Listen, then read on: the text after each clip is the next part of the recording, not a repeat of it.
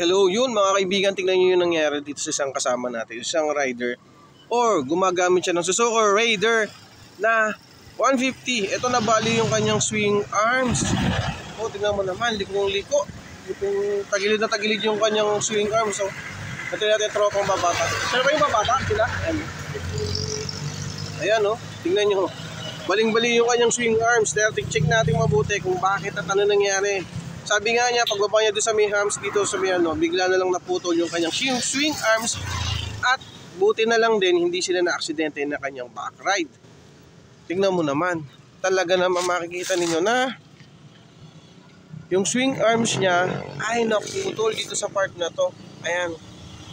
Siguro dahil yung kanyang swing arms na ganito medyo manipis kasi ito is aftermarket na or binili na raw niya ng second hand. Kaya medyo manipis na ito. Tingnan natin mabuti. Ayan. Ayan. Dito siya nagmula yung putol ng kanyang swing arms. At siyempre, yun ang nangyari sa kanyang Suzuki Raider na 150. O ayan, tingnan nyo naman kung gaano kaliko. Mahirap talaga pag ano, no? Pag yung ating swing arms nababali, especially pag ganyan. Kaya ingat tayo sa mga bumibili ng mga aftermarket. At bago natin bilhin, syempre hindi ko sinisiraan yung mga aftermarket, wala tayong issue dyan. So check lang natin mabuti yung mga aftermarket na mabibili natin o bibilihin natin, kasi baka mamaya matulad dito na aksidente na katulad dito na napun. Hindi po, nabali lang. Ayan, kita nyo naman baling-bali talaga. Ayan, no? Wala siyang nangyari siguro talagang medyo mahina yung pagkakaano dito, yung swing arms niya o dahil aftermarket or siguro dahil luma na. Binili din niya to second hand. Taga-rito lang yan dito sa barangay namin. Nakita ko lang, nataanan ko lang. Tingnan nyo naman, Raider na 150 yan. Syempre pag ganito motor mo, alam mo naman kung gaano kabilis yung mga Raider na 150. Sabi niya king of underbone yan.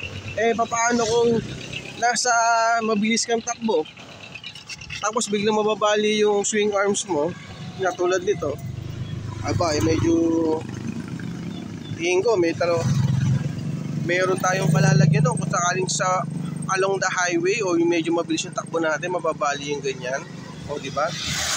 Kaya mga kaibigan, kung bibili ulit ko sa inyo, kung bibili tayo ng mga aftermarket, kahit ano yan, swing arms o kahit ano body, ano man yan, siguraduhin natin na matitibay yung nabibili natin or quality siguro, pero depende pa rin naman talaga yan no.